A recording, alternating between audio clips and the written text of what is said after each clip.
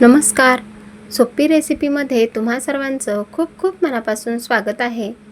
आज आपण अंडा करी कशी बनवायची ते बघणार आहेत. नेहमीप्रमाणेच रेसिपी अगदी साधी सोपी आहे. भरपूर साऱ्या टिप्ससह तुमच्यासोबत शेअर केली आहे. आता ही अंडा करी ना, यामध्ये आपण अशी काही टिप्स वापरली आहे, त्यामुळे आपला रस्सा एकीकडे होणार नाही आणि आपले जे अंडे आहेत ना, ते एकीकडे होणार नाहीत. म्हणजे जी भाजी आहे ना, ती आपली पातळ होणार नाही. त्यासाठी व्हिडिओमध्ये मी खास एक टिप्स दिलेली आहे. व्हिडिओ शेवटपर्यंत नक्की बघा आणि रेसिपी जर आवडली असेल ना, तर प्लीज माझ्या चॅनलला सबस्क्राईब करा, लाईक करा, सोबतच बेल आयकॉनवर क्लिक करा आणि माझ्या रेसिपी तुम्हाला कशा वाटतात मला नक्की कमेंट करून सांगा. अगदी साध्या सोप्या पद्धतीने ही अंडा करी बनवली आहे. चला तर मग वेळ न घालवता रेसिपीला सुरुवात करूया. सगळ्यात अगोदर इथे आपण अंडा करी बनवण्यासाठी वाटण तयार करणार आहोत. तर त्यासाठी मी 1 चमचा पांढरे तीळ घेतले आहेत. गॅसवरती कढई गरम करण्यासाठी ठेवली. कढई छान अशी गरम झाली की 1 चमचा हे पांढरे तीळ आपल्याला भाजून घ्यायचे आहेत. तीळ छान असे भाजले की ते एका प्लेटमध्ये काढून घेऊयात. आता त्याच कढईमध्ये आपण थोडंसं सुकं खोबरं भाजून घेऊयात. जर तुमच्याकडे किसलेलं खोबरं असेल तर ते सुद्धा तुम्ही इथे भाजून घेऊ शकता. खोबरं भाजत असताना आपल्याला अगदी खरपूस असं छान असं याचा रंग बदलेपर्यंत भाजून घ्यायचं आहे. इथे बघा हळूहळू खोबऱ्याचा छान असा रंग बदललेला आहे.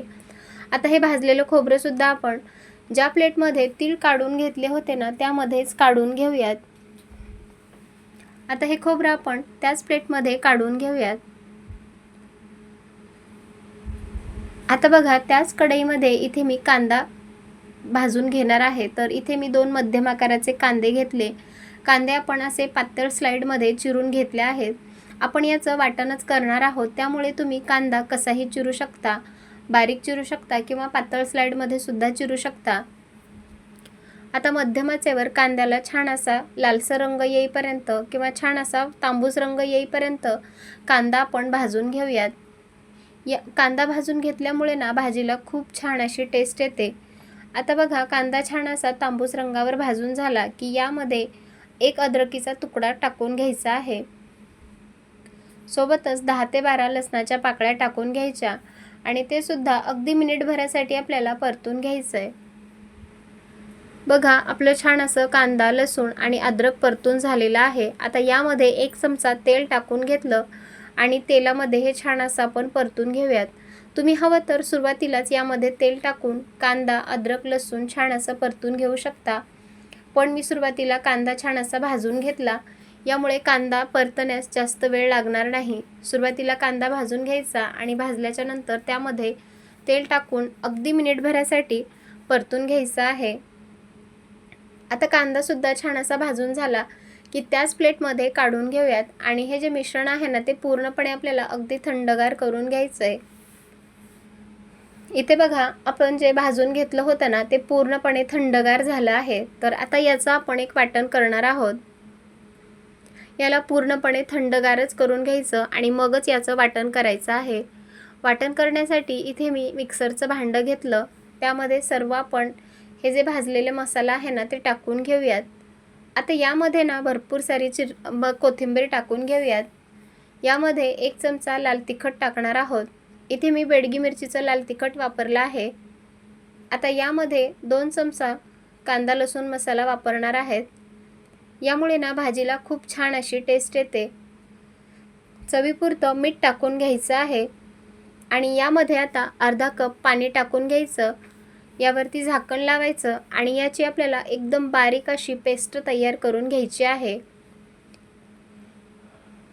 इथे बघा आपण छान अशी एकदम बारीक अशी याची प्युरी तयार करून घेतली. यामध्ये मसाले आपल्याला ठेवायचे नाहीत, पूर्ण अशी बारीक प्युरी तयार करून घ्यायची आहे. इथे बघा प्युरी तयार झाली. आता लगेचच करी बनवण्यास सुरुवात करूया. तर गॅसवरती मी 30 कढई गरम करण्यासाठी ठेवली आहे. कढई चांगली गरम झाली की त्यामध्ये आपण तेल टाकून घेऊयात. तर तेलाचं जे प्रमाण आहे ना, तुम्ही किती प्रमाणात करी बनवणार आहे त्यानुसार टाकून घ्यायचं आहे. इथे मी 1 पळी तेल टाकून घेतलं. तेल छान असं गरम झालं की यामध्ये आपण जो वाटण करून घेतलं होतं ना, ते टाकून घेऊयात. सर्व वाटण यामध्ये तेलामध्ये टाकून घ्यायचं आणि मिनिटभरासाठी छान असं तेलामध्ये परतून घ्यायचं आहे. गॅसची फ्लेम मी मंद ते मध्यम ठेवली आहे आणि मध्यम आचेवर हा मसाला जो आहे ना तो आपण छान असा परतून घेऊयात. जेव्हा आपण वाटण करत असताना त्यामध्ये लाल तिखट आणि मसाला टाकला होता ना, त्यामुळे भाजीला खूप छान अशी टेस्ट येते, शिवाय रंगही छान येतो. आता बघा मिनिटभरासाठी मसाले छान असे परतून झालेले आहेत. गॅसची फ्लेम मध्यम ठेवायची आणि सारखं हलवत याला हे मसाले परतून घेऊयात. हळूहळू मसाल्याला ना छान असं तेल सुटत आहे. सारखं याला हलवत राहायचं आहे, मसाला आपला खाली करपून द्यायचा नाही. इथे बघा आता यामध्ये आपण काही कोरडे मसाले टाकून घेऊयात. तर अर्धा चमचा हळदी पावडर टाकून घेतली. शिल्लक राहिलेला कांदा लसूण मसाला टाकून घेतला. आता इथे मी कांदा लसूण मसाला वापरला आहे. तुम्ही याऐवजी ना अंडा करी मसाला सुद्धा वापरू शकता. 1.5 चमचा लाल तिखट टाकला आहे. जे रेग्युलर भाजीसाठी तिखट वापरतो ना तेच तिखट वापरलेलं आहे. आता तिखटाचं जे प्रमाण आहे ना ते तुम्ही तुमच्या आवडीनुसार कमी जास्त करू शकता. जर कमी तिखट खात असाल तर बेडगी मिरचीचं तिखट वापरू शकता आणि थोडंसं तुम्हाला स्पायसी किंवा जास्त झणझणीत तिखट हवं असेल तर घरगुती लाल तिखट वापरू शकता, कारण ते थोडंसं जास्त तिखट असतं. आता कोरडे मसाले यामध्ये टाकले की परत हे चांगलं मिक्स करून घेऊयात आणि थोडंसं यामध्ये मी पाणी टाकलं, कारण आपले मसाले जळू नयेत म्हणून मिक्सरच्या भांड्यामध्ये थोडंसं पाणी टाकलं आणि तेच पाणी यामध्ये टाकून घेतलं. परत हे छान असं व्यवस्थित मिक्स करून घेऊयात. आता बघा हळूहळू आपल्या या मसाल्याला छान असं तेल सुटलेलं आहे. आता यामध्ये आपण 1 चमचा बेसन पीठ ॲड करणार आहोत. तर भाजीला चांगला दाटसरपणा यावा यासाठी इथे मी 1 चमचा बेसन पीठ वापरलेलं आहे. जर तुम्हाला असं बेसन पीठ टाकायचं नसेल तर जेव्हा आपण वाटण करत होतो ना त्याच वेळी फुटाण्याची डाळसुद्धा भाजून तुम्ही त्यामध्ये टाकू शकता. म्हणजे तुम्हाला ना असं वेगळीकडे बेसन पीठ टाकण्याची गरज लागणार नाही. बेसन पिठामुळे ना आपल्या भाजीला दाटसरपणा येतो आणि आपली भाजी जी आहे ती अशी पातळ होणार नाही. आता बघा हळूहळू मसाल्याचा रंग बदललेला आहे. तेलसुद्धा छान असं सुटलेलं आहे. छान असं व्यवस्थित मिक्स करून घेतलं. गॅसची फ्लेम सुरुवातीपासून मंद ते मध्यमच आहे. आता यामध्ये आपण पाणी ॲड करूयात. तर इथे मी पाणी गरम करून घेतलं. पाणी आपल्याला भाजीमध्ये गरमच टाकायचं आहे, कारण त्याची कुकिंग प्रोसेस चालूच असते, त्यामुळे गरम पाण्याचाच वापर करायचा आहे. थोडंसं पाणी टाकून घेतलं. सर्व मसाले छान असे एकत्रित एकजीव करून घेतले. इकडे मी भाजी बनवत आहे ना तर दुसऱ्या गॅसवरती अंडीसुद्धा उकडण्यासाठी ठेवली आहेत. अजून थोडंसं पाणी ॲड केलं. आता यामध्ये चवीपुरतं मीठ टाकून घेऊयात. मिठाचं प्रमाण तुम्ही तुमच्या हिशोबाने कमी जास्त करू शकता. आता मीठ टाकून घेतलं की परत हे चांगलं व्यवस्थित मिक्स करून घेऊयात आणि तुम्ही बघू शकता भाजीची कन्सिस्टन्सी याला छान असा दाटसरपणा आलेला आहे. अजिबात पातळ भाजी दिसत नाही आहे. यामध्ये आता भरपूर सारी चिरलेली कोथिंबीर टाकून घेऊयात आणि आता आपल्याला हाय फ्लेमवरच या भाजीला छान अशी उकळी काढून घ्यायची आहे. एकीकडे अंडे जे उकडण्यासाठी ठेवले होते ना ते सुद्धा आता छान असे उकडले आहेत. आता या भाजीमध्ये आपण हे अंडे टाकून घेऊयात. तर अंडी टाकत असताना अंड्याला थोडंसं आपण चाकूने चीर पाडून घेऊयात. यामुळे जो करीचा मसाला आहे ना आणि जी करी आहे ना ती पूर्ण अंड्याच्या मध्येपर्यंत जाते, त्यामुळे अंडं खायला खूपच छान लागतं. आता अशाच प्रकारे बाकीच्या सुद्धा अंड्याला आपण अशा चिरा पाडून घेऊयात आणि सर्व अंडी यामध्ये टाकून घेऊयात. आता हाय फ्लेमवर या भाजीला आपल्याला चांगली उकळी काढून घ्यायची आहे. त्यामुळे सर्व मसाले छान असे शिजले जातील आणि भाजीचा सुद्धा खमंग असा वास येईल. हाय फ्लेमवरच भाजीला मी उकळी काढून घेत आहे.